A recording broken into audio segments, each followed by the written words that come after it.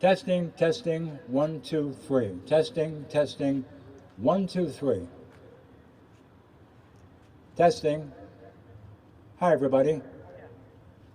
Can you hear me now?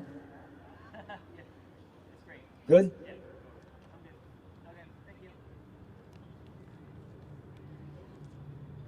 Dylan, you're going to be great. Scars I could live inside you time after time. But only let me live inside of mine. Inside of mine.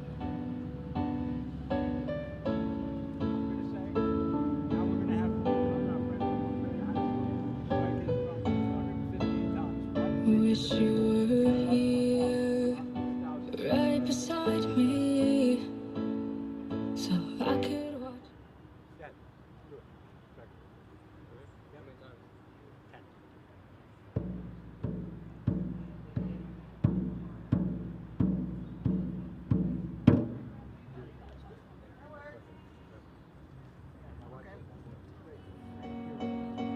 Under your scars I pray, you're like a shooting star in the rain.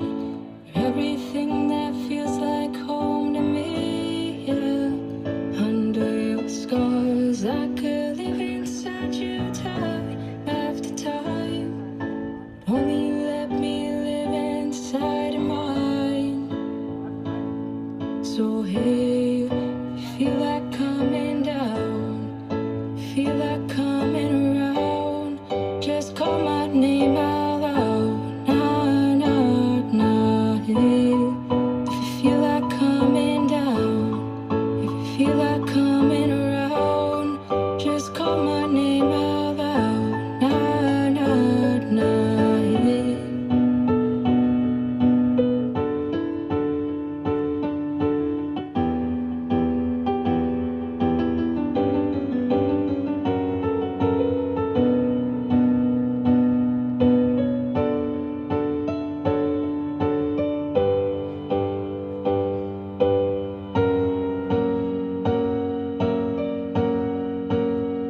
Under your scars I pray, you're like a shooting star in the rain. Everything that feels like home to me, yeah. Under your scars I could live inside you time after time. Only let me live inside of mine, inside of mine.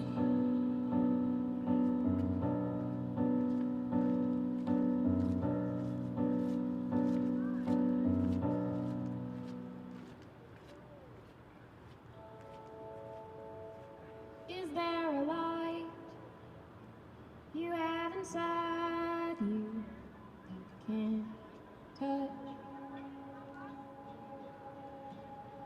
A looking glass can only show you so much. Follow the signs, slowly but steady, don't rush.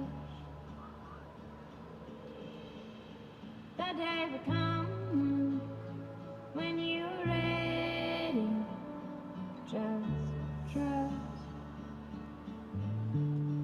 Dancing on the astral plane, holy water cleansing rain, floating through the stratosphere, around me you see so clear. Is there a way for you to shine without fear from other worlds, but you can't say what keeps you here?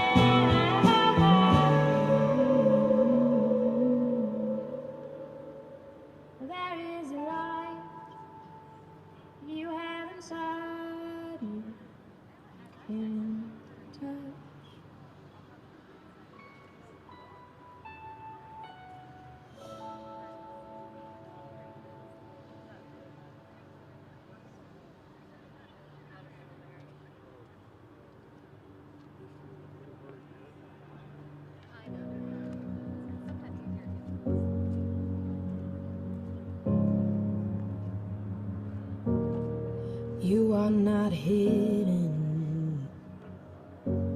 There's never been a moment you were forgotten. You are not hopeless.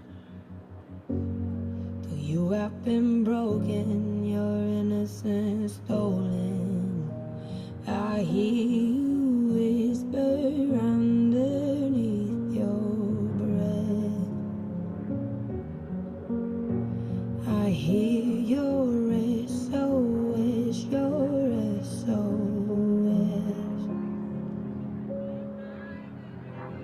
I will send out an army to find you in the middle of the darkest night. It's true, I will rescue you. There is no distance that cannot be covered over and over. You're not defenseless. I'll be your shelter, I'll be your armor. I hear you whisper underneath your breath. I hear your SOS, your SOS.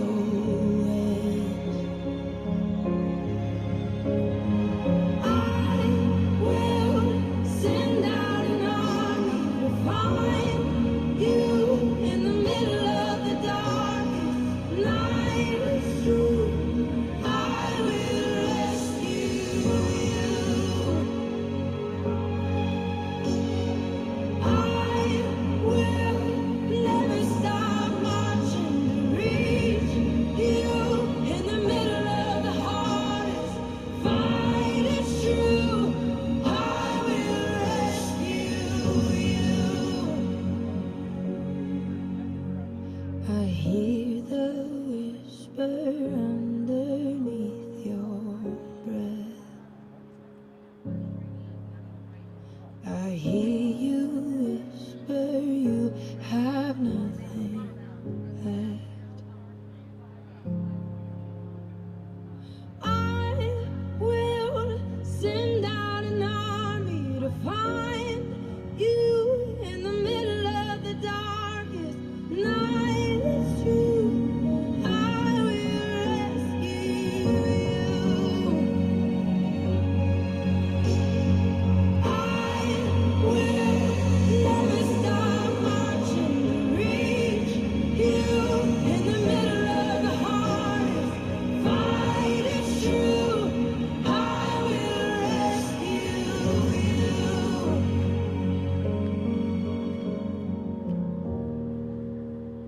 Oh, I will rescue you.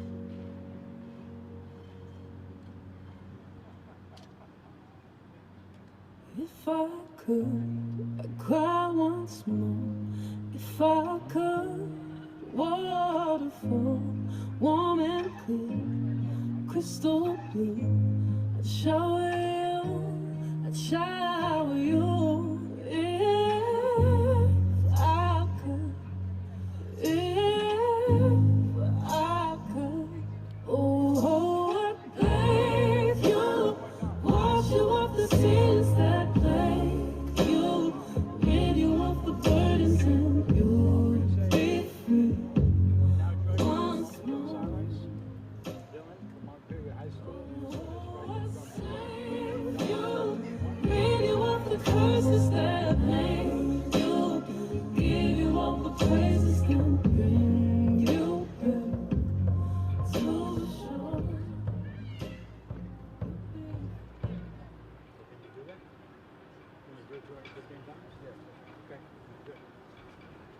Try it. Try it a little more like here. This is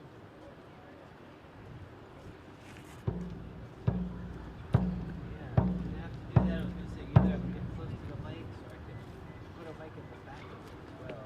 Show me that in regards to speaking. yes, yeah, tempo. Sure. Okay. Everybody's saying we should wait. Yeah, I was wondering because it is live, but there's a certain thing about honoring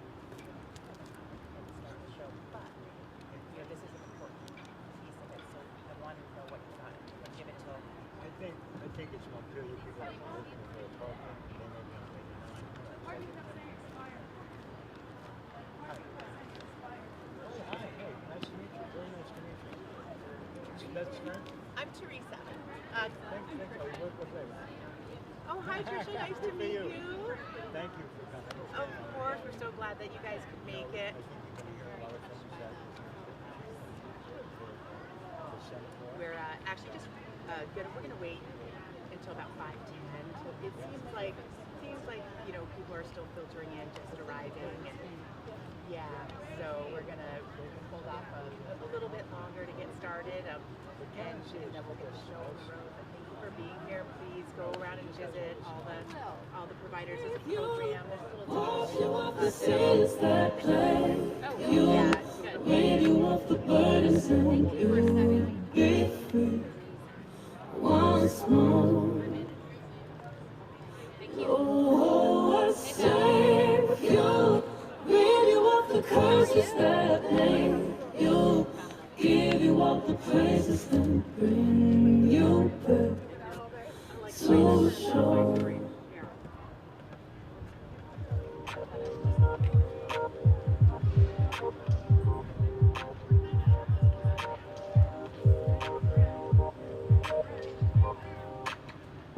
Every morning she tells herself a lie. She's fooling everyone that she meets. Greatest fear is the truth that they'll find.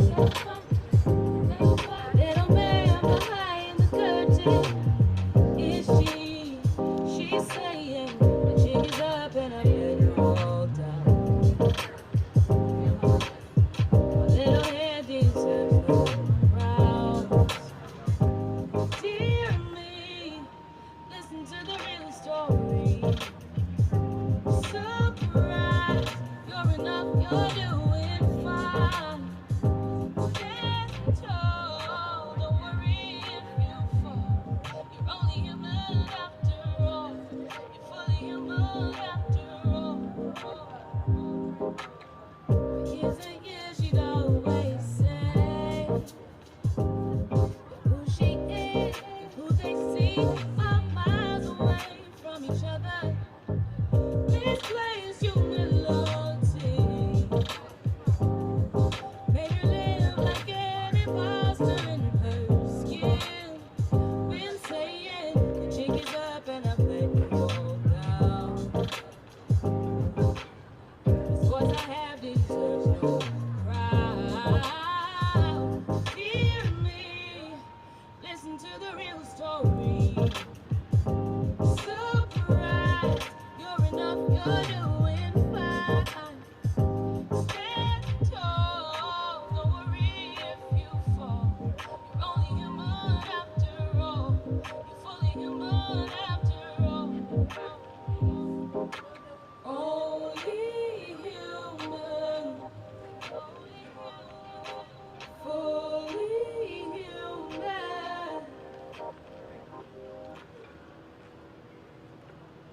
Mama, mama, mama, mama, mama, rise. Mama, mama, mama, mama, mama, mama.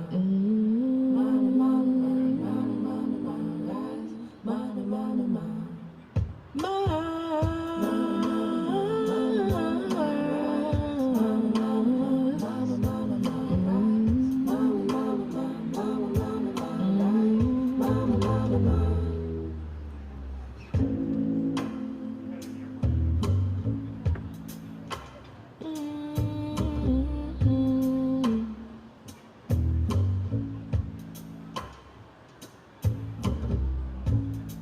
Well, it's early in the morning. Sugar when I rise. Said it's early in the morning. Sugar when sugar when you done living in misery, bird. You done living in misery. Eyes, eyes, eyes,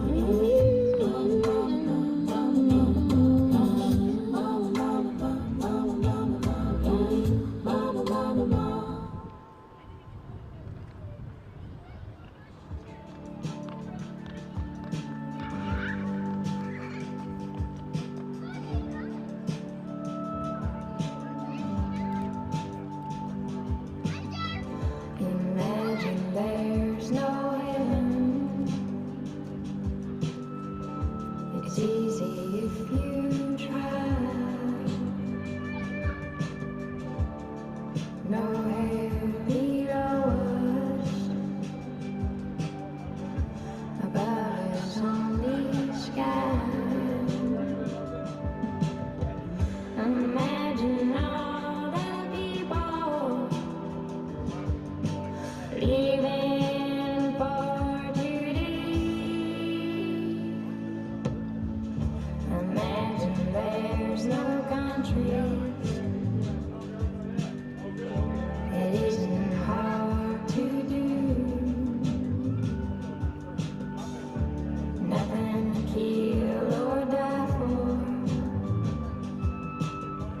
and no religion too.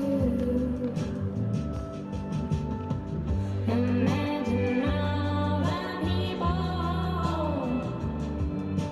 living life in peace. You may say I'm a dreamer, but I'm not.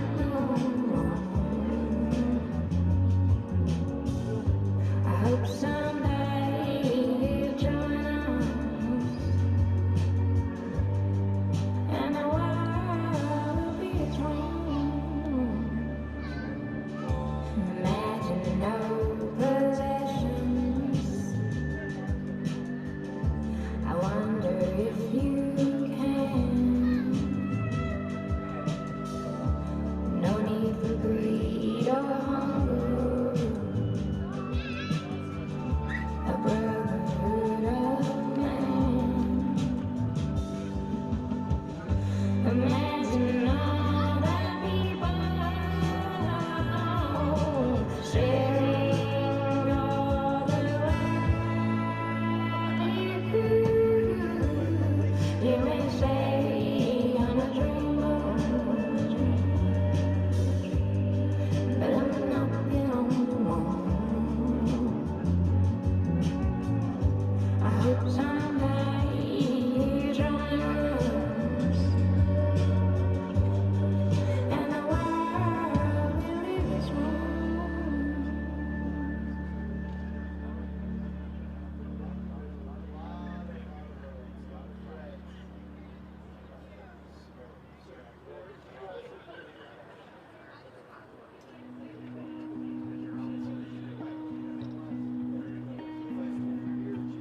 Tell me, what does it look like in heaven?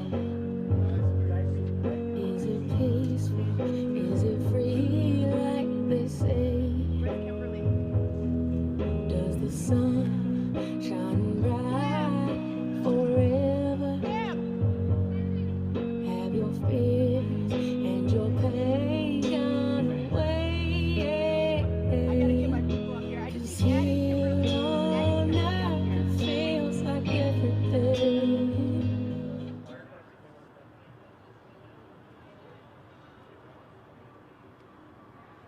Ed!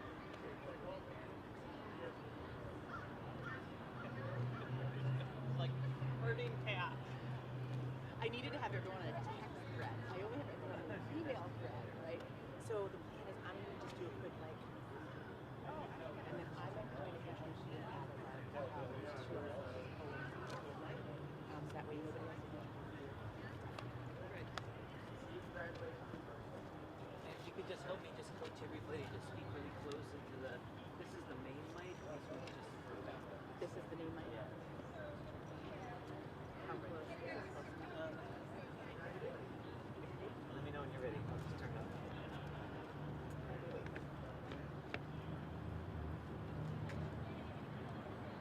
I'm coming.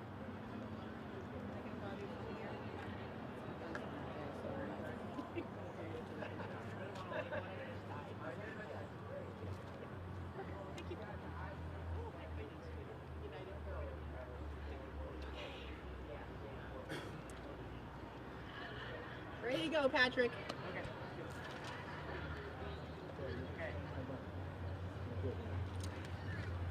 Welcome, everybody. Come on up a little closer. We're going to get this show on the road. We'd like to welcome everybody this evening. Come on up.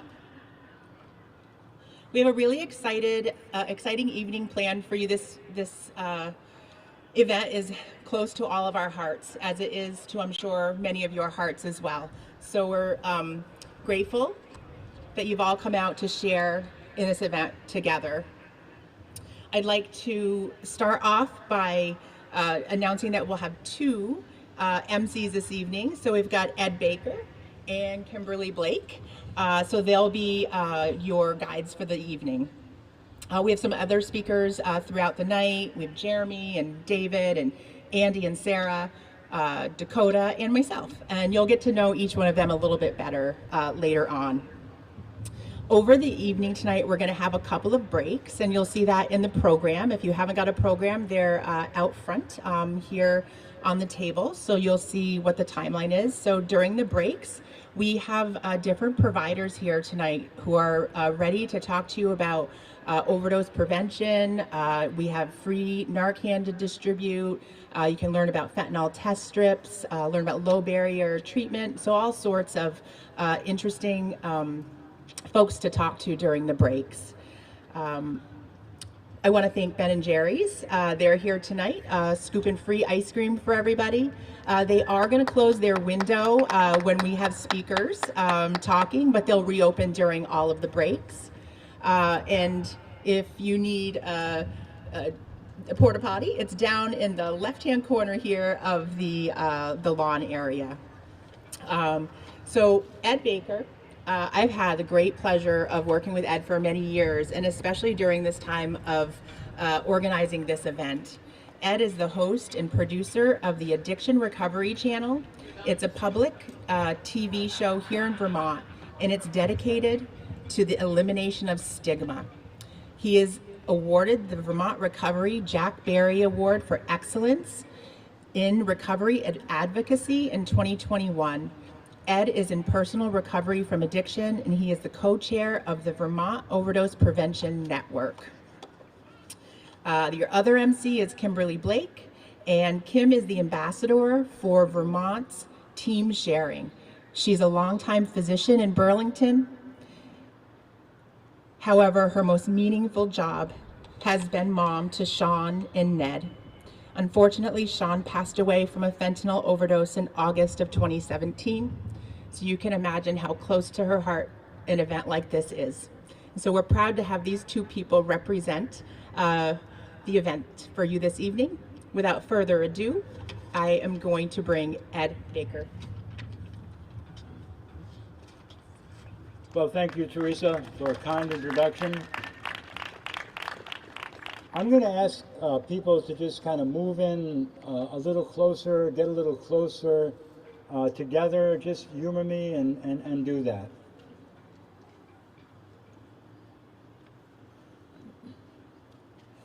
I want to thank you. I want to thank you all for being here tonight. I'm honored to be here with you. Thank you for showing your support. This is important. I'm a person with lived experience of drug addiction. I'm a person with lived experience of injection drug use. I'm a lucky man. I'm here today. I'm alive. I'm with you. It was dangerous back in the day when I used drugs. It was deadly back then. We died. We died of hepatitis C. We died of violence. We died of overdose. We died of AIDS. But today is a different beast.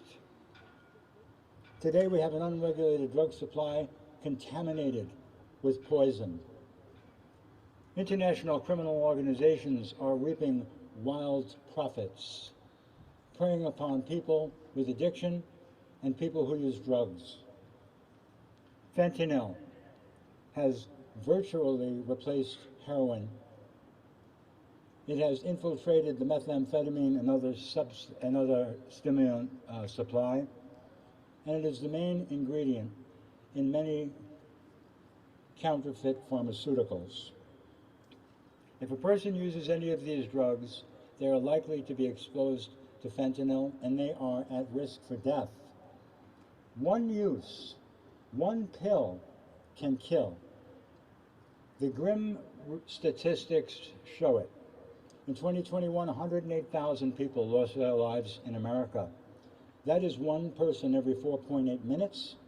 That's the equivalent of 36 World Trade Centers in 1 year. 72,000 of those deaths had fentanyl involved. Fentanyl is the most potent opioid known. Here in Vermont, currently, it was responsible for 93% of the overdose deaths in 2021. We lost 215 beautiful Vermonters last year. We were first. We had the highest rate of overdose death increase in America in 2021.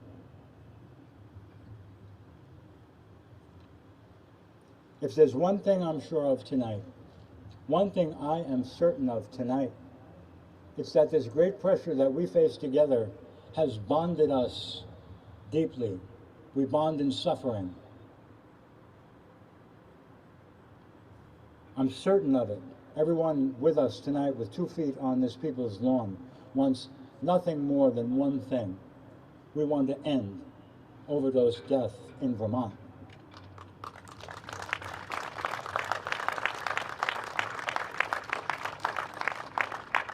I'm going to ask you now to join each other and me. Join the parents of Team Sharing Vermont in a moment of silence, a reverent moment during which Dylan, our friend from Montpelier High School, will strike his drum 215 times, 215 heartbeats, one for each Vermonter lost in 2021.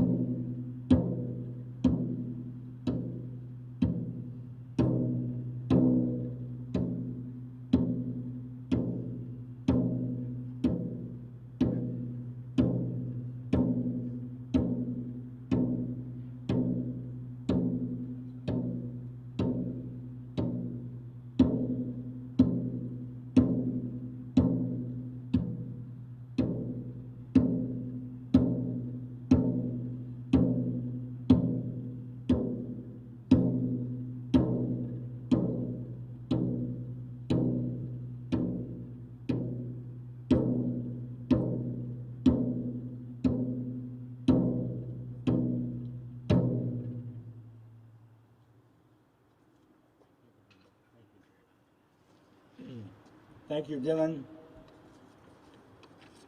It's not easy. It's not easy to bond in grief. But we bond in suffering.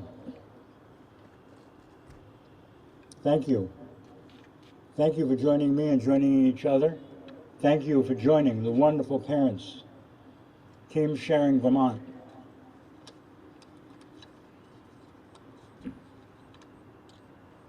Tonight is about saving lives. Tonight is about one heart. Tonight is about no questions asked, no judgments made, no demands, no stigma. Tonight is about love, one heart. Tonight is about loving those taken from us. Tonight is about loving those still with us who use drugs. Tonight is about protecting those at risk for death, those being preyed upon by international criminal organizations. Who of us does not need the protection of another? Yes, much is being done in Vermont. Public education, prevention, treatment, medications for opioid use disorder, an array of harm reduction interventions that work, recovery services easily available and accessible to people who need them. Much is being done in Vermont. I'm proud to be a Vermonter. We don't turn our backs. But more can and should be done. We need to keep our loved ones alive by supporting the array of interventions I just listed. In addition to that, we need to find the resources and follow the science. And the resources are here, pouring into Vermont, tens of millions of dollars. We need to follow the science, expand harm reduction, meet people where they're at. And yes, that includes overdose prevention sites. They work. The data shows it. Globally, they work. In New York State, they work. Underground, they work, where they're not sanctioned. They save lives. Tonight is about saving lives. The time is now.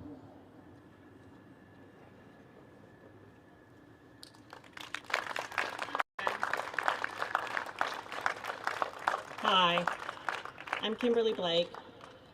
I'm the Vermont Ambassador for Team Sharing. I have the privilege of welcoming new parents to our group when they've suffered the most unimaginable loss.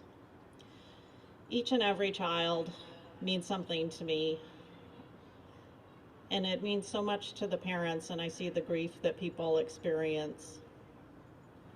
When my son died in 2017, the only thing that kind of kept my heart beating was advocacy. And I started writing letters, reaching out to anyone I could to try and change what was happening. I became involved in the Purdue Pharma bankruptcy trial, and I befriended some of the people who were on the victims committee, and I did advocacy in terms of protesting outside courtroom appearances, listening to testimony from the Sackler family, and I had the privilege and honor of being one of 26 victims chosen to present a statement to the Sackler family as part of the bankruptcy.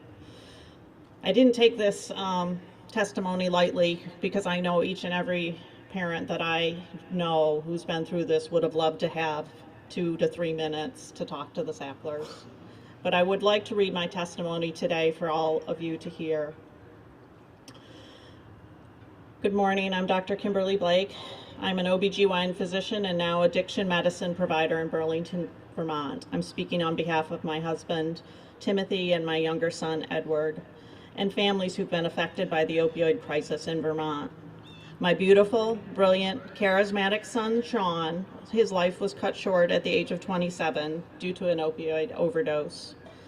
As a young physician in Vermont in the 1990s, I heard the sales pitch from the Purdue Pharma salespeople. They wanted us to prescribe OxyContin for painful conditions, chronic conditions such as endometriosis. We were told that this new opiate was non-addictive. And I remember how that this medication was formulated so that addiction would not occur. I didn't believe the sales pitch, and neither did my business partners, but unfortunately many Vermont physicians did. Vermont lacks some of the regulations that are in place in New York State, a triplicate prescribing form that allowed people to write large amounts of medication for even minor ailments. And this is a recipe for disaster, as the medicine cabinets of Vermont were filled with this drug. Our son Sean found OxyContin when he was just a teenager. He was given Oxy and he had a rough patch. He struggled to finish college. However, he found sobriety, and after a year of sobriety and health, he proudly enlisted in the U.S. Navy. He excelled at basic training in submarine engineering school, and he became stationed in Groton, Connecticut. Unfortunately, one weekend while I came to visit him on base, I noticed the telltale signs of opiate withdrawal, and I knew that the Oxy was back. Less than a week later, Sean was admitted to a psychiatric facility after a suicide attempt. He was so distraught at the end of his naval career that he tried to take his life. The next several years were a blur of relapse, institutionalization, and recovery. At one point, after being in New York City for several months missing, I received a call from Sean. He was in Rikers Island. He'd been caught shoplifting a tube of toothpaste and a bar of soap. He asked me if he could stay there because he was receiving methadone, and there was no availability of methadone in Vermont, but the waiting list was over 2 years. Our family drained our bank accounts, our retirement savings, our younger son's college fund, all to try and find treatment for Sean, and he struggled every single day of his life. In 2016, he was sentenced to jail in Vermont for 5 misdemeanor charges. He was sent to jail where he went for over a year, where he received no medication-assisted treatment, no psychiatric treatment, not even counseling. And after release from jail within 30 days, Sean overdosed. He became brain dead from the overdose in a bathroom where, if people had only known that he was using, they would have been quick to help and revive him with Narcan. Sean donated his heart, his liver, and 2 kidneys to grateful individuals. And I'd like to just end with a poem that Sean wrote called Help Wanted. And it says, I need a God in my life. The only thing that I want from this God right now is to lead me to sanity. As time goes on, I may want God to help me forgive myself, to give me the courage to do the right thing and shape me into a better man. Right now, I need a God to bring me out of the chaos. I don't need a God to open up the gates of hell and let me in. I just want the gates of hell to open up and let me out. I feel that I've worked very hard for these funds that are coming to Vermont. And I understand that we need prevention in Vermont. But right now, people are drowning, and I think that we need every flotation device available. Swimming lessons are great, and they're important, and we need to help the Vermonters of the future. But right now, we need harm reduction, we need better access to medication-assisted treatment, and we need overdose prevention sites. Thank you.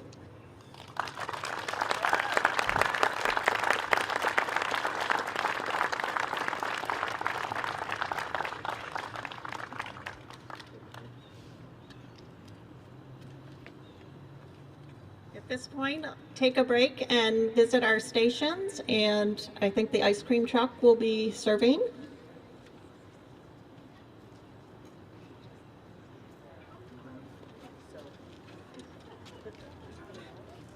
Sorry folks, actually, because we started a little bit late, we wanted to give people a chance to, to filter in here. We're gonna skip this break right now and move on to our next speaker, if that's okay. Please. You're taking my clipboard, Ed. So I'm going to bring up Jeremy Hulsey.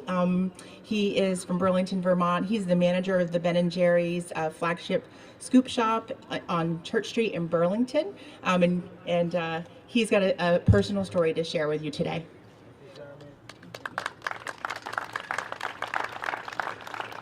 Hi, folks.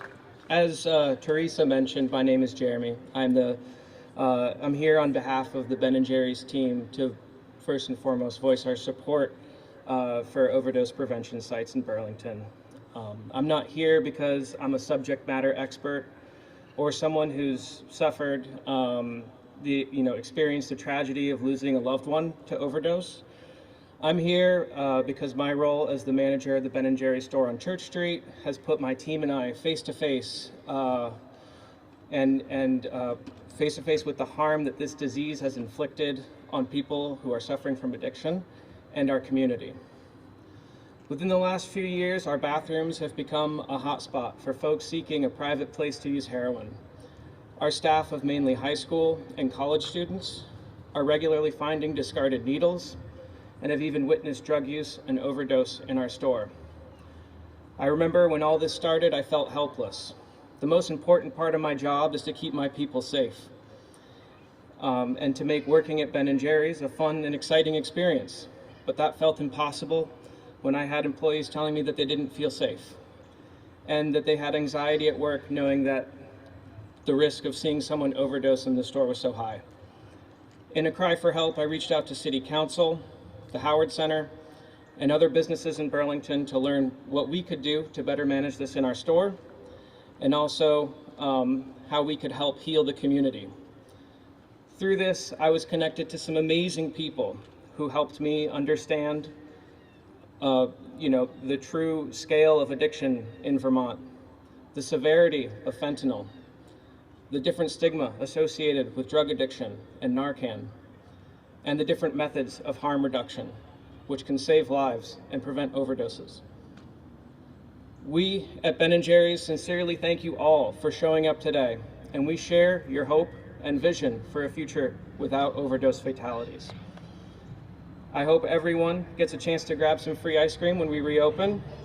It's our way of thanking you all for being here and providing a little bit of joy for what is a tragic need to organize.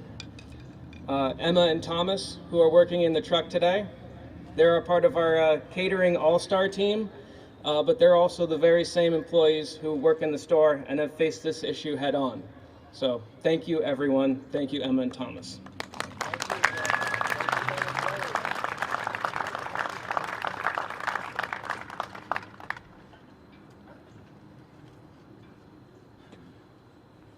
Okay. So thank you, Jeremy. Thank you, Ben & Jerry's. I can just say that from the minute I talked to people at Ben & Jerry's, there was no hesitation. They were behind this 100% immediately. It's my pleasure now to introduce Andy Seaman.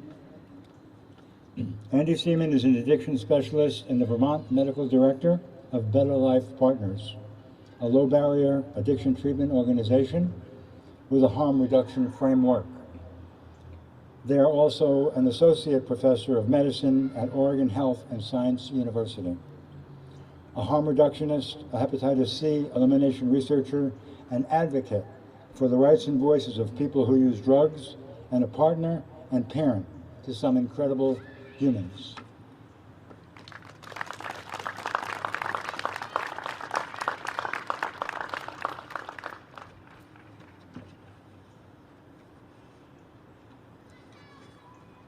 Thanks, Ed. Thanks, Kim.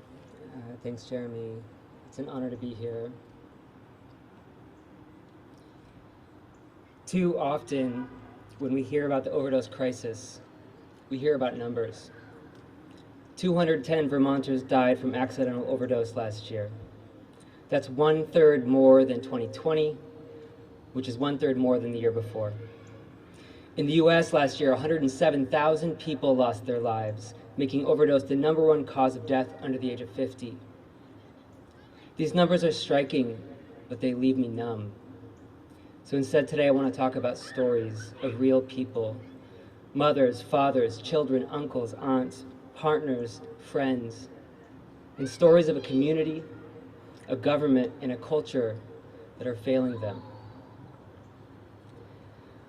A 42-year-old man living with disability, 8 months into hard-fought recovery, was taking a shower when someone stole his money and buprenorphine, a life-saving medication, an incredibly safe life-saving medication for the treatment of opiate addiction. The state said they could not fill controlled substances, no exceptions. So desperate, he stared down withdrawal and said he knew he would use. He died a week later. A 32-year-old mother with young children, a brilliant spark of a human despite all the struggles and trauma she experienced beyond belief, ran into an old friend and had a brief return to use. She was picked up on a parole violation and sent to a cold jail cell. She lost everything: her kids, her job, and soon her life. She was released to the street with a single day of bupe, missed a connection, and died 3 days later, just trying to stay well. Her children will never really know her. A 37-year-old father, in and out of recovery more times than he can count, each time leaving feeling judged and shameful after a relapse, came to Better Life Partners in severe withdrawal. He needed high-dose buprenorphine to help him through withdrawal from an ever more potent, more dangerous, and more contaminated drug supply. The state denied our request for 20 milligrams of buprenorphine. The pharmacy wouldn't fill it, and he died a few days later in Burlington, just a few blocks from the proposed overdose prevention site that has been blocked by our government year after year, and so many more. Why? Because the Vermont Department of Health has decided that it's more important we protect the community from someone selling safe, life-saving medicine like buprenorphine than to make it easier to get than fentanyl, which was responsible for 93% of all overdoses in Vermont last year.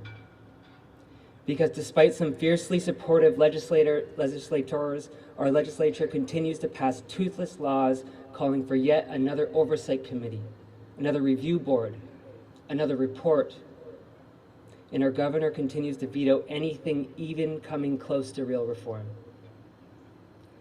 Because we continue to double down on a 50-year failed drug war, arresting our way out of this public health problem, throwing people in jail, and taking away the very things people need to get up in the morning and choose life. Because we choose paternalism over love, making people jump through hoop after hoop to survive another day, still convinced we know the exact path forward toward healing for people whose lives we cannot even begin to comprehend. All this must change. To the other providers and policymakers in the audience, I ask you, do you think someone can talk to you for 20 minutes or look at a spreadsheet and know exactly what's right for you? Does anyone truly, fully know your story? And can anyone make you thrive? Or do you need to find it for yourself with doors wide open? And do you also need a hand sometimes? We must change the story we hold as a community. We must shift away from the mantra of us versus the drug to us versus human suffering. We have to stop telling people that we'd rather they inject alone in an alley or a studio apartment or a street corner than in an overdose prevention site, where after millions of supported injections worldwide, there has never been a single overdose death. By saying this, we are telling people directly or in the space between our words that we would rather they die than sanction something we find distasteful. We must stop justifying bad policy under the guise of protecting our children. Last I checked, people who use drugs are our children.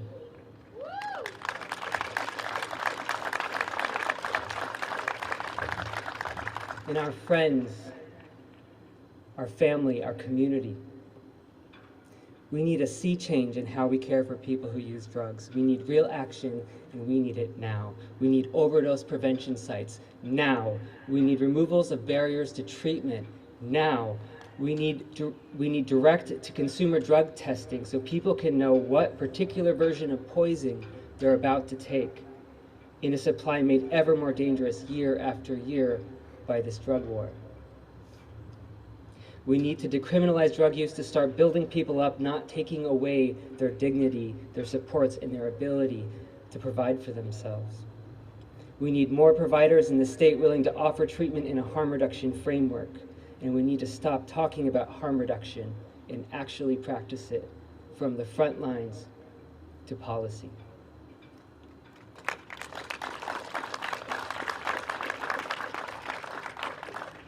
And lastly, we need to start recognizing the miracles people who use drugs perform every day just to survive in this system, and treat them as heroes to learn from because they have wisdom to share and experiences you cannot imagine.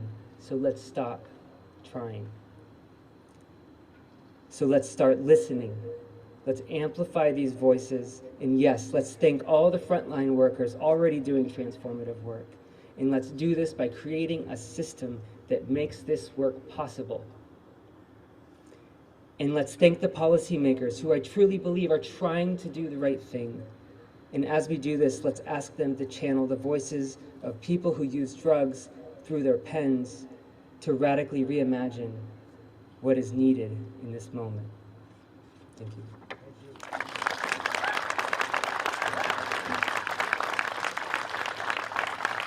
We're going to take a little break for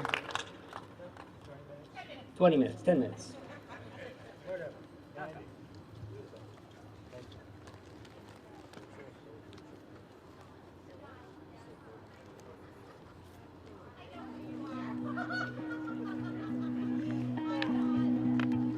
Tell me, what does it look like in heaven? Is it peaceful? Is it free like they say?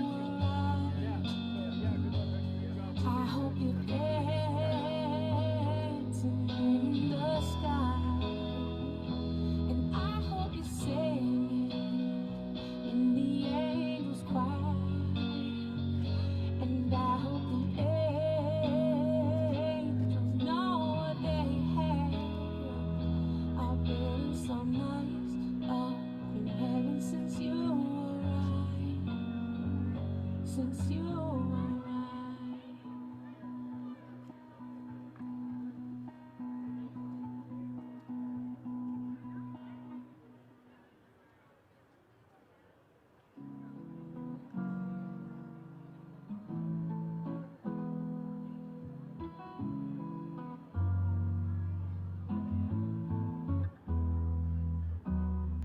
When the light is gone and you're on your own, you've been trying but the fight never goes away, and you don't know when the sun will shine again. All you gotta do is look my way. If you got a problem, I got a problem too. If you're standing at the bottom, I'll reach out for you. If you need someone to lean on, baby, I can be strong. I will carry you through. If you got a problem, I got a problem too. Everybody needs something to believe. If you want, you can always put your faith in me. I don't know it all, but I know how it feels to fall. With a helping hand, you find your feet. If you got a problem, I got a problem too. If you're standing at the bottom, I'll reach out for you. If you need someone to lean on, baby, I can be strong. I will carry you through. If you got a problem, I got a problem too. If you're lonely, if you're down and out, holding out for a better day, come out for me, I'll come running, and we'll find a better way. If you got a problem, I got a problem too. If you're standing at the bottom, I'll reach out for you. If you need someone to lean on, baby, I can be strong. I will carry you through. If you got a problem, I got a problem too. If you got a problem, I got a problem too. If you need someone to lean on, baby, I can be strong. I will carry you through. If you got a problem, I'll reach out for you.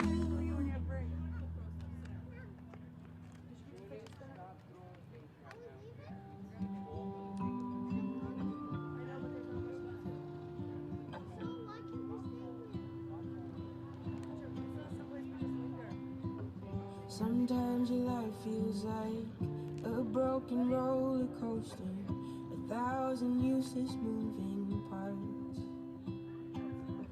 Sometimes you spend your nights too scared of getting closer, hiding out in the backseat of your car. You tell yourself it's raining, the clouds are in your head. You tell yourself it's better to jump before you fall again, before you lose it all again. Look up, you see the sunlight. Look up, there's flowers in your hair. Hold on, 'cause somebody loves you. You know trouble's always gonna be there. Don't let it bring you to your knees. Look up.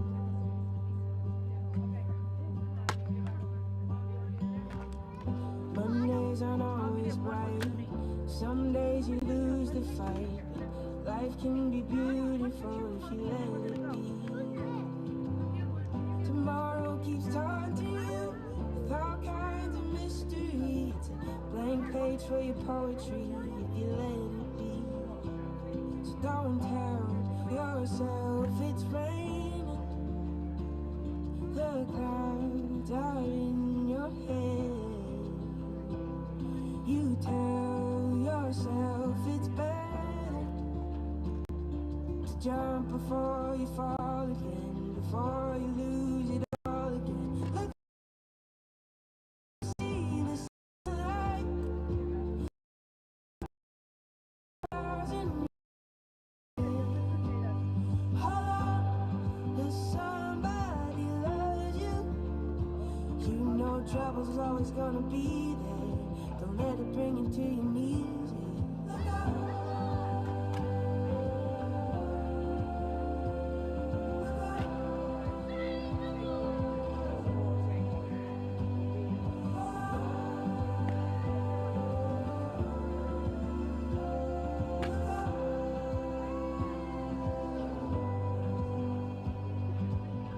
Sometimes your life feels like a broken roller coaster, 1,000 useless moving parts. Look up, do you see the sunlight? Look up, there's flowers in your head. Hold on, 'cause somebody loves you. You know trouble's always gonna be there. Don't let it bring you to your knees. Look up, trouble's always gonna be there. Look up, don't let it bring you to your knees. Look up.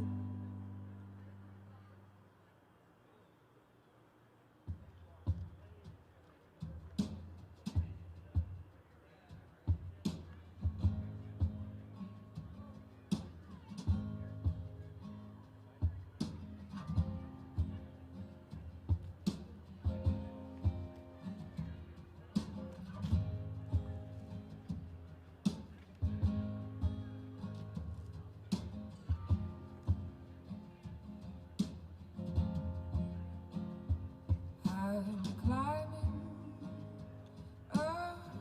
Everest with the sun.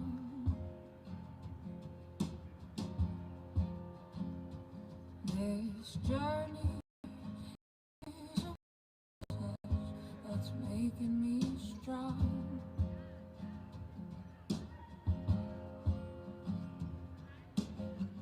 I can't stay in one place too long. I can hear my destiny calling me out from where I am to where I belong. So I'm pressing against the wind. I am pressing against the wind. It's blowing in my face, but I'm pressing against the wind, and I want to stop. Ooh, I won't stop.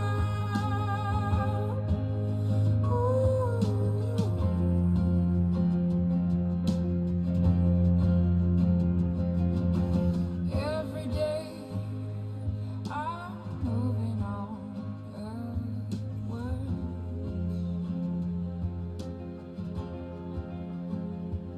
but there's still so much ground I've not covered.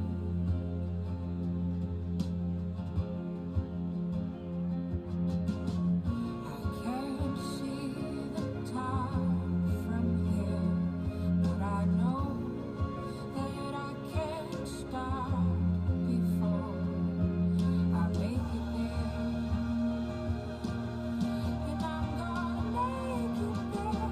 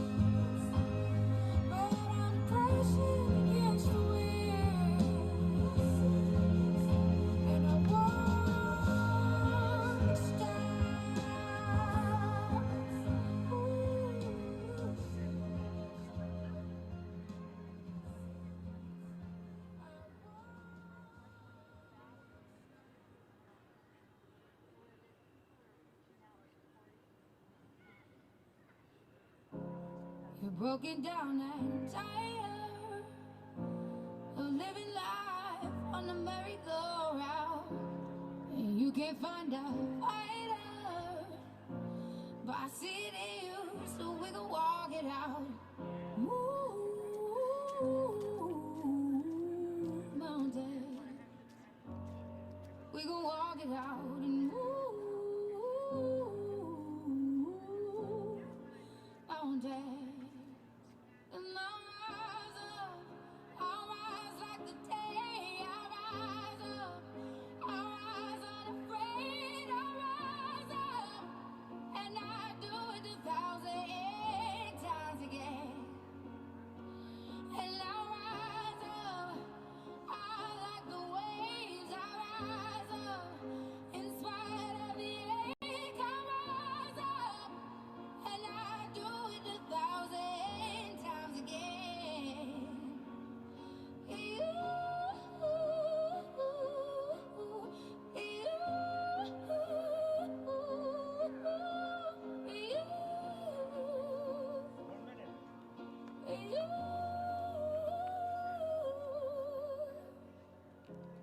The silence isn't quiet, and it feels like it's getting hard to breathe. And I know you feel like dying, but I promise we'll take the world to its feet. Move mountains, bring it to its feet. Move mountains. And I'll rise up, I'll rise like the day. I'll rise up, I'll rise unafraid. I'll rise up, and I do it 1,000 times again.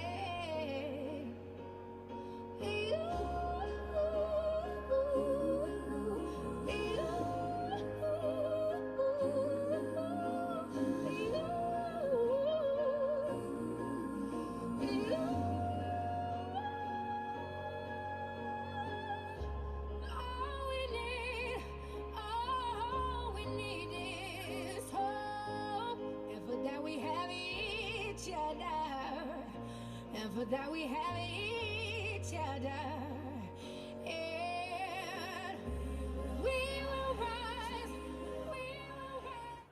All right, everyone. All right, everyone. We're going to reconvene. What a night. What a beautiful night. What a beautiful crowd. Great to be here together. It's my great pleasure to introduce a person that is dear to me, Teresa Vecina. Teresa is the Executive Director of Vermont Cares. She's a leader in harm reduction across Vermont. Her heart is all in when it comes to working alongside people who use drugs. She has been instrumental in making this event happen, and that's putting it mildly, believe me. She is here to tell you her story.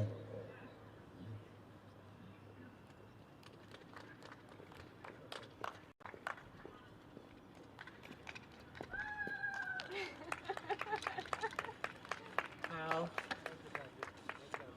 Thank you, Ed, for that introduction.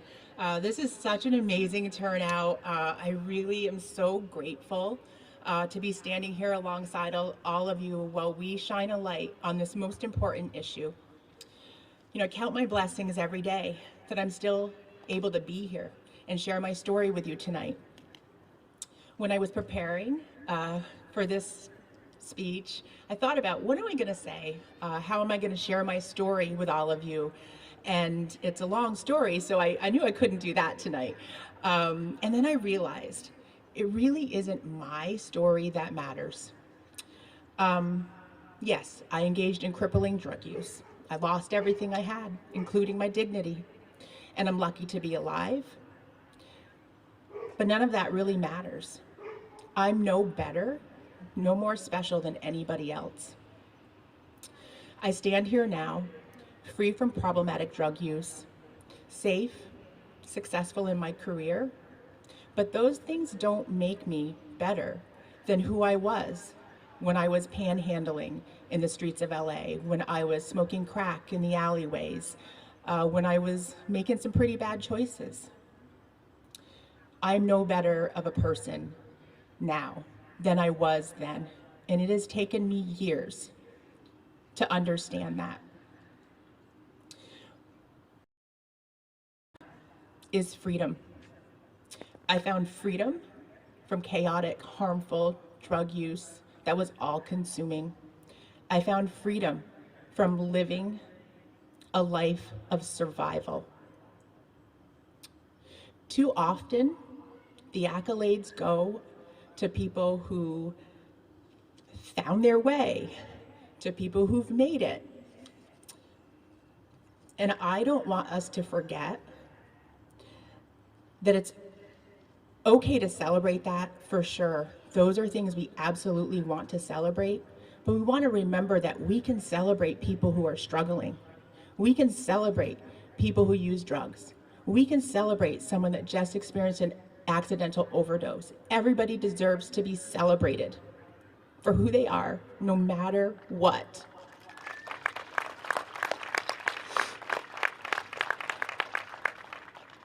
I remember when I was kicked out of rehab for breaking an arbitrary rule.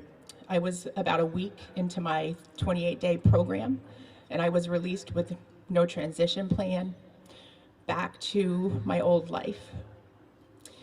I cried, I begged, and it didn't matter. I wish my 1 week had been celebrated, that we could have talked, and maybe I could have continued in the program that actually was making a difference in my life. I left. I kind of had to. But over the many years that followed, I struggled, walking through life with labels that I really refused to accept. But still, I felt, I'm not good enough. I'm a total screw up. I just need to settle. This is who I am.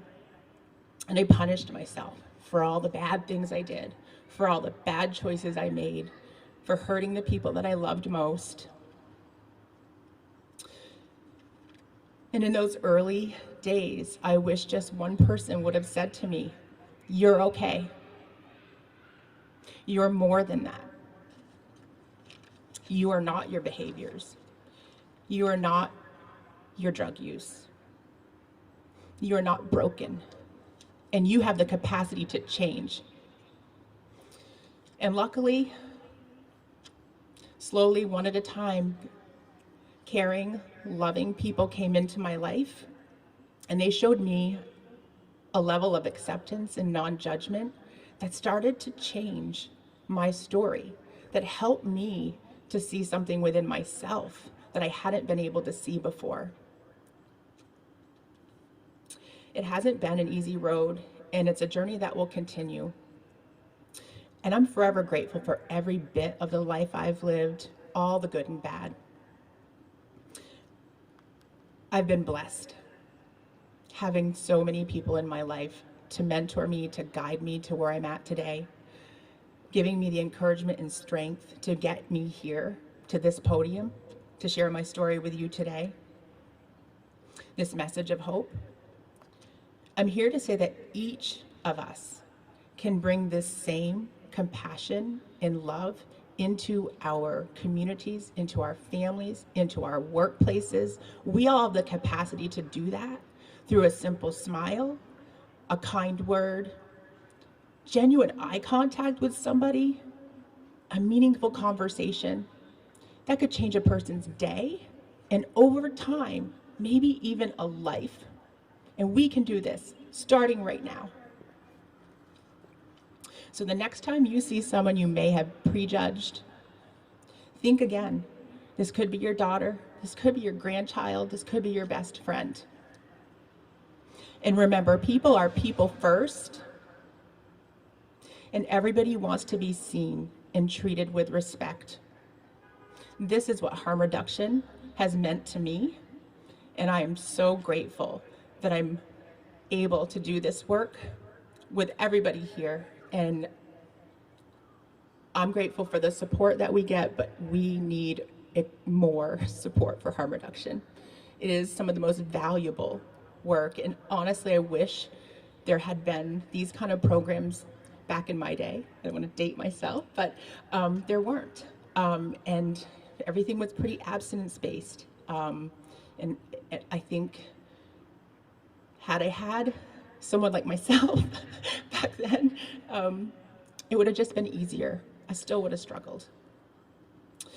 You know, I just want to end this. I'd be remiss if I didn't share this at an overdose awareness event. And, you know, so often we think about overdose and that it only affects people possibly who are, you know, struggling with a substance use disorder, who are engaging in, you know, problematic drug use, chaotic drug use. But the reality of it is, overdose does not discriminate. The more 80% of people who use drugs are occasional, once a year, twice a year drug users. Those folks are also at risk. Everybody that uses an illicit drug right now is at risk for an accidental overdose. We need to find a way to open up this conversation, talk about it without judgment, make it a regular conversation. It's time to change the narrative. It's time to end the stigma and love people for who they are, no matter what is going on in their life. It has been such an honor to be here with you all tonight. I'm very grateful. Thank you. Please enjoy the rest of your evening. I am going to bring up our next speaker.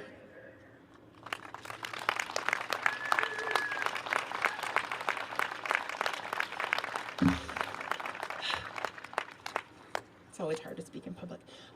So the next person coming up, we have Dr. David Craig, and he is a professor of surgery at the University of Vermont.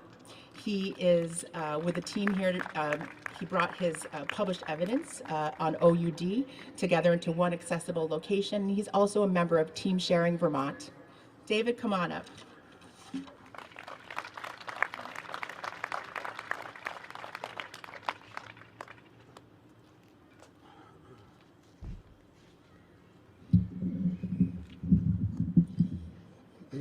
Wow.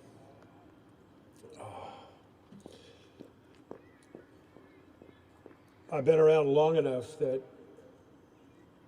I held a young man who died of a very strange new disease. Young man, he developed a weird infection and died. And we learned later that was called AIDS. And then several people died. And they kept dying until something happened.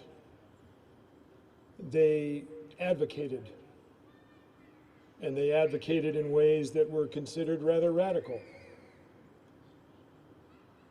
But they accomplished something. They accomplished a change in the thinking of the people who provide funds for research, the people who provide care for people with that disease. Later, when we came to Vermont in the early 1990s, breast cancer was kind of like AIDS. It was in the closet. Nobody talked about it.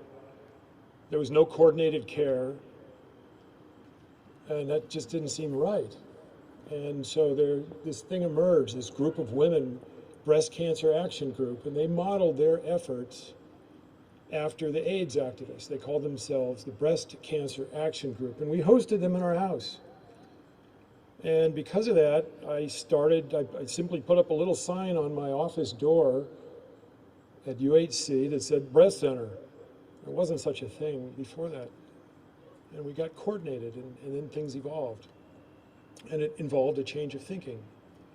And now, of course, it's been successful, and many things are changing. Well, here we go again.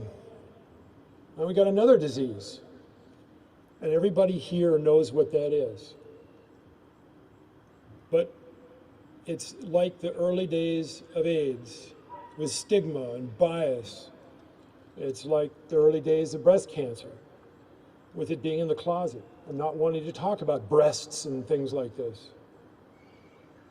So I so much appreciate people coming up to this microphone and saying we have to talk about it, we have to change our way of thinking, and we have to change the way of thinking of the people who are responsible for caring for sick people. And it's up to us to do that. So there are two things that are part of that responsibility. One is we have to provide some way to solve it. And then the other is we have to advocate for that. And so our small effort right now on solving it is, there's Sarah. Sarah, could you raise your hand, please? All right. Before you leave here, go visit Sarah, see what she's doing, get a cookie. There's some with nuts, some without nuts. Take one of each, and I'll let her explain what this project is about. It's a bold project that has to do with not taking little pieces of information and using them for your own purpose. All right? The amount of information that already exists on this disease is massive. There are over 50,000 published articles. It's like a giant oak tree, and every leaf on that oak tree is a piece of information. People look at that big oak tree, and the best they can do is take a little leaf and say, oh, this is what I'm going to use. That's called evidence. It's not. It's out of context. It may be accurate, it may be true, but it's not part of that tree. We're trying to create that entire tree of information that's accessible to everybody here today. And then we can bring that to our people who are responsible for improving the care of the sick people. And everybody has an idea how to do that, and they're good ideas. Personally, where does it start? Everybody here that has somebody who died that they love would do anything to turn that clock back. So let's do this. Take the moment they died, and most of you know the circumstances. That person was alone, they put a drug in their vein, and their heart stopped and they stopped breathing. Now, if you were there, this is my question, what would you do? What could you do? There's a lot of things you could do. Right? So you would save their life if you were there and you had the tools. Go back 5 minutes before that heart stopped beating and say, well, they're getting ready to take that fatal dose. What could you do and what would you do? A lot of things you could do, and you would do them. But we have to have the tools. We have to take that death and analyze it and work backwards from that moment. Is it preventable? And this is why I want everybody to go, yes. Is it preventable? Yes. Thank you. We just have to do that.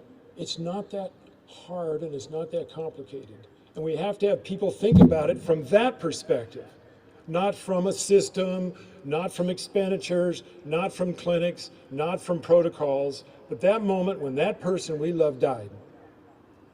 All right? Thank you very much.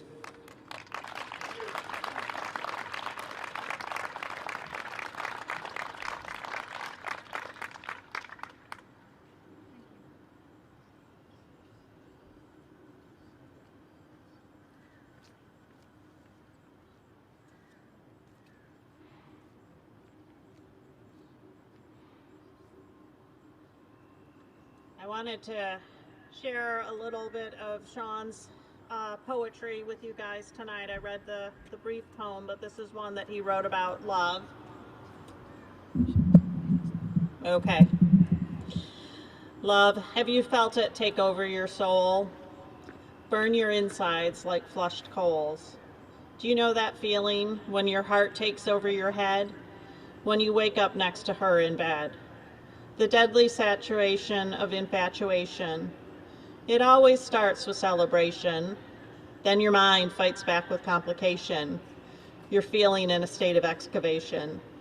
Why is someone always digging? Maybe you're the owner of the shovel. Have you felt it take over your soul? Burn your insides like flushed coals? Do you know the feeling when your heart pounds like a bass drum? When she whispers in your ear, that little hum. The next stage is always as seems dark, a little bit like a debt to a loan shark. Your little taste was too much to chew. Won't someone push the undo? I implore you to follow through until you get a new point of view. Have you felt it take over your soul, burn your insides like flushed coals? Do you know the feeling when wrong turns to right, when you see her smile and it hits you the brightest light? My heart's been broke about 4 times, hung, drawn, and quartered, all 'cause I fought to cross that dangerous border. I'll keep trying, I promise. Love's not a neurologic disorder. Thank you.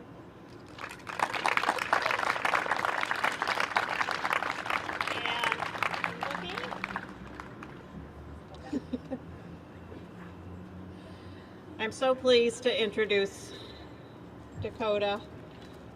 Thank you so much for being here. Thank you for having me. Hello, everyone.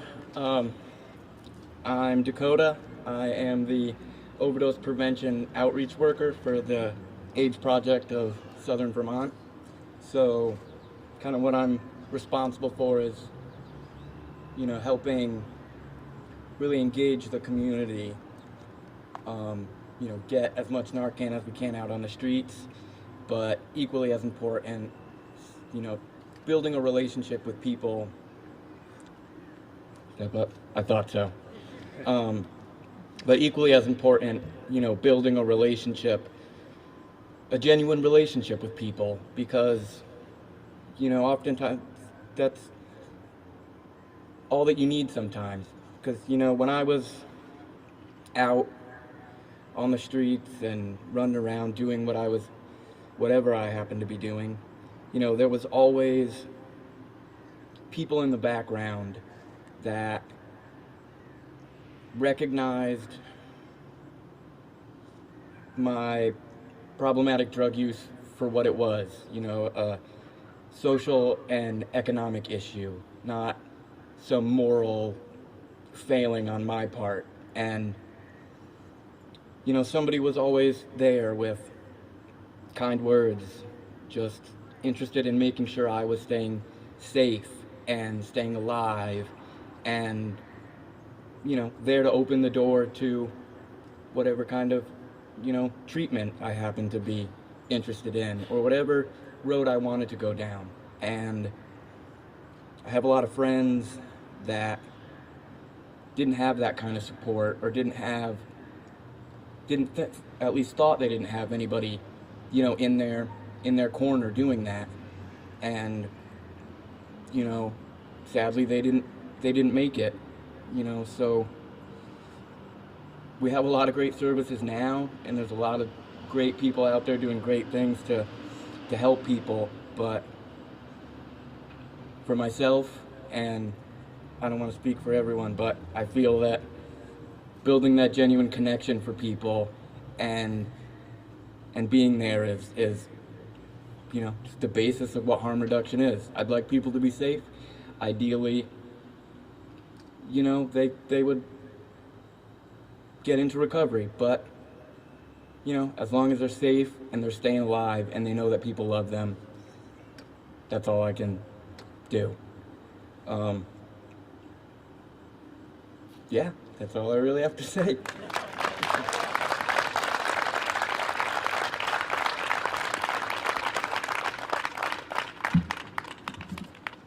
Thank you so much, Dakota. That was amazing. Now we're going to take a short break, just 10 minutes. Sarah George is going to be our last speaker, and she's going to close us out very soon.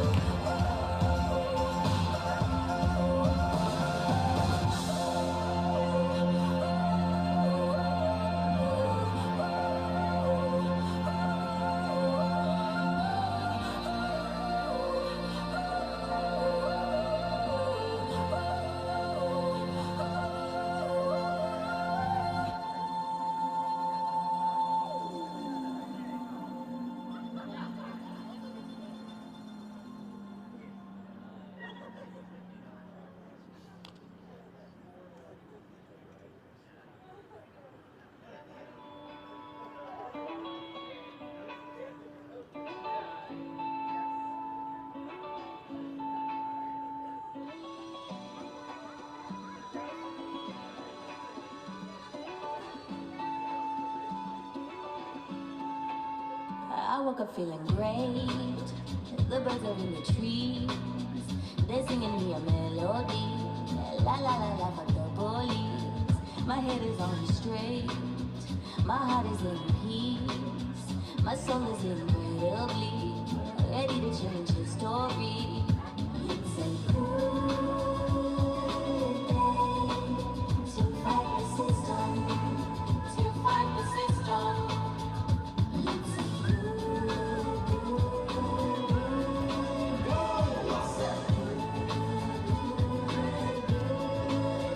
We're never gonna stop. We're gonna make it count.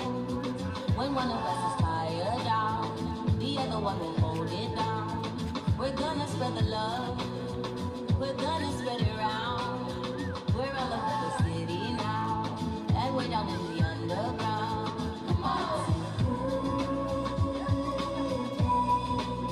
To fight the system. To fight the system.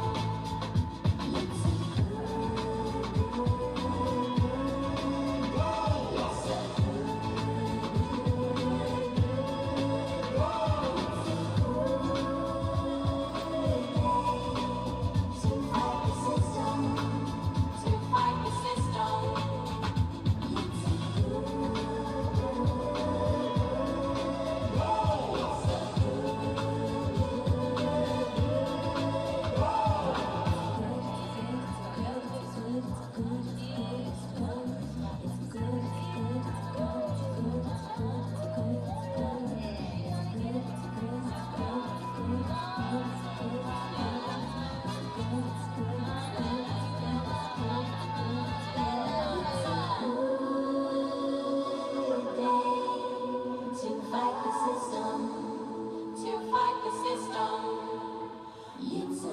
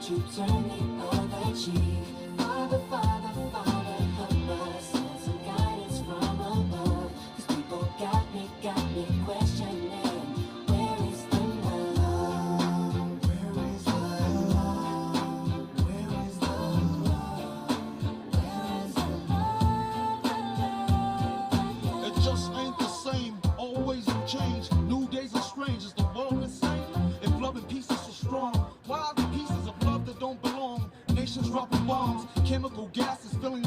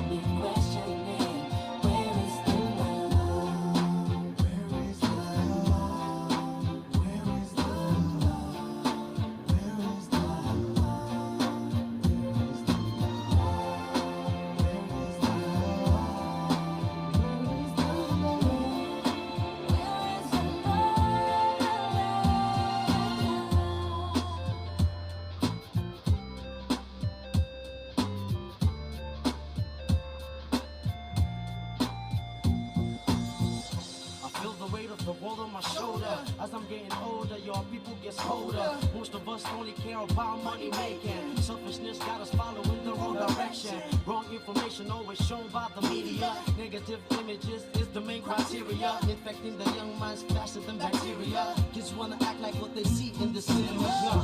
Whatever happened to the values of humanity? Whatever happened to the fairness and equality? Instead of spreading love, we're spreading animosity. Lack of understanding leading us away from unity. That's the reason why sometimes I'm feeling under. That's the reason why sometimes I'm feeling down. It's no wonder why sometimes I'm feeling under. Gotta keep my faith alive till love is found. Now ask yourself. Where is the love? Where is the love? Where is the love? Father, Father, Father, help us and some guidance from above. 'Cause people got me questioning, where is the love? Sing with me, y'all. One word, one word. We only got one word, one word. That's all we got. One word, one word. There's something's wrong with it. Something's wrong with it. Something's wrong.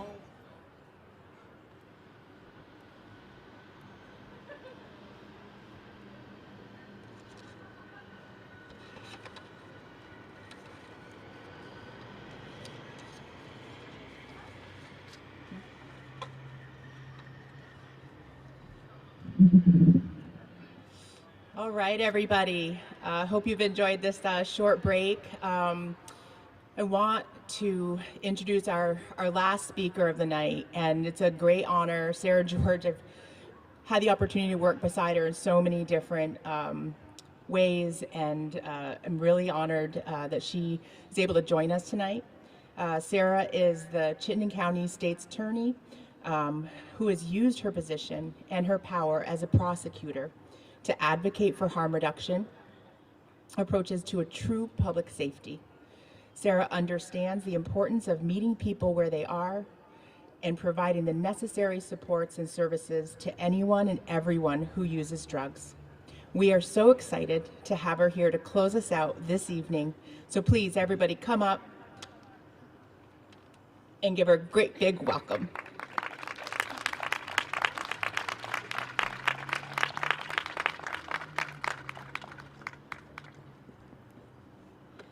Good evening, everybody. Thank you all so much for coming to this event. Thank you for everybody who put this together. My girlfriend just texted me from Burlington that the rain is coming, so thank you as well for sticking this out and for being here till the end. In 2011, my first year as a prosecutor, all of 28 years old, I got paged and summoned to a scene. All I knew upon arrival at the home was that it was an overdose death. What I didn't expect to see were the parents in the living room sobbing, the fiance in the kitchen sobbing and shaking, and the beautiful 24-year-old girl in her bedroom dead. Killed by an addiction that started with a prescription for a knee injury, an injury she received while playing soccer. What I didn't expect to see was a scenario that absolutely could have been me, a soccer player from a good family. That was the day that I saw myself in the overdose epidemic. I saw how the stigma of substance use permeates so deep that even 24-year-olds with loving parents cannot escape it. And I wondered, if this happens in this home, how can we ever help the most vulnerable, the most targeted, the most stigmatized, the most traumatized, the most hurt, the most unseen?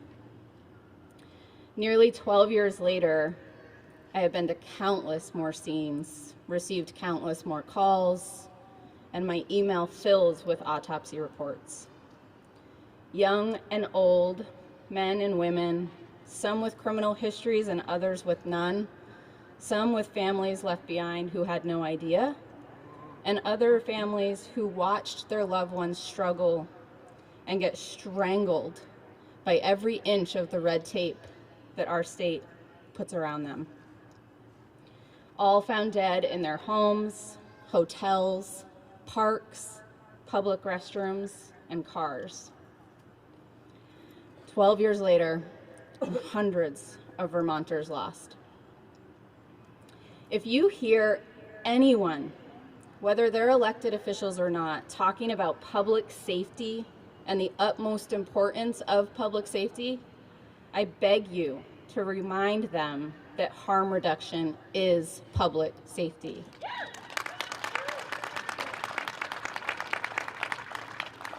We must protect people from harm by using a public health approach, evidence-based practices, and compassion, basic human dignity, to inform our laws, our policies, and our practices. We must demand not just low barrier access to treatment, but no barrier access to treatment. Access to clean syringes and Narcan with no questions asked. Access to immediate and no barrier care from MAT to long-term residential treatment. We must demand the decriminalization of drugs and the end to the war on drugs. The war on drugs has been proven to cause more harm in our communities than good, and it does not keep us safe. We must demand safe consumption spaces because public safety requires that we eliminate unsafe consumption spaces, which are all around us every day, from our parks to our Ben & Jerry's bathrooms. Together, we can turn the tide on this epidemic. We can move towards a state that doesn't just say this is a public health issue, but actually acts like this is a public health issue. With every decision we make using evidence-based practices, a public health approach, compassion, and an absolute refusal to lose another Vermonter in this way, we will save lives. We will save Vermonters. We will guarantee that not one more person dies alone in a park, in a hotel, in a bedroom, or in a bathroom because we've chosen to value their life more than we value old, archaic, and fatal policies.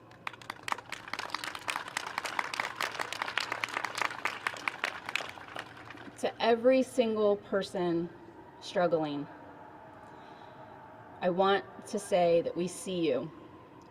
We care about you. I don't know where Teresa is, but we celebrate you.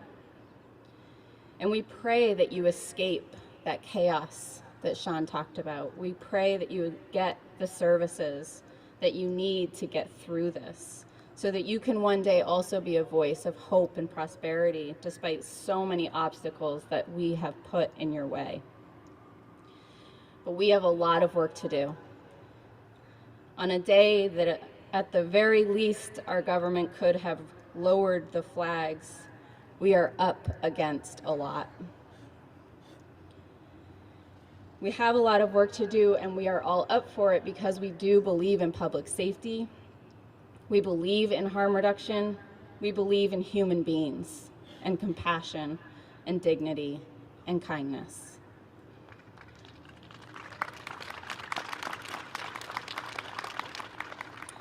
I'm grateful for all of the folks here, every single person here, every person doing this work. The people on the ground doing this work and talking to the people in our communities who are struggling and hearing their stories is hard work. It is work that legislators hear about, but often don't actually do. It is work that elected leaders like me, prosecutors, rarely hear about until it's too late. Or there are places where prosecutors are actively a part of the harm. We all need to be held accountable, and it's those of you doing this work that need to hold us all accountable. Thank you for being here. Thank you to all of the organizations that are here and for doing the work that you do. I have faith. I am optimistic that this session we will get some stuff done, and I'm looking forward to doing it with all of you. So let's do this. Thank you.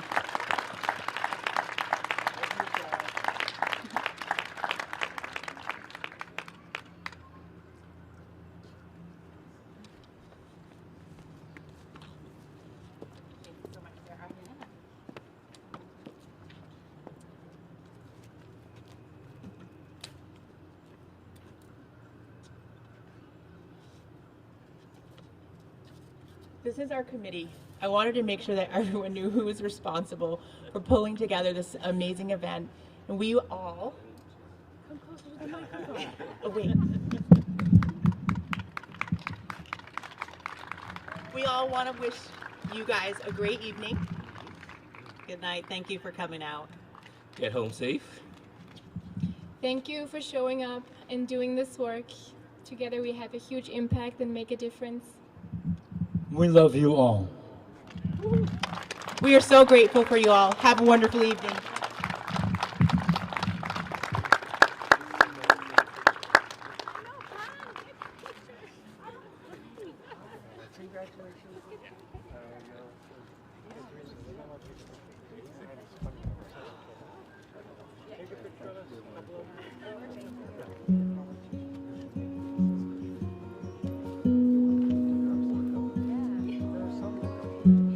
Imagine there's no heaven. It's easy if you try. No hell below us. And above us is only sky. Imagine all the people living for today. You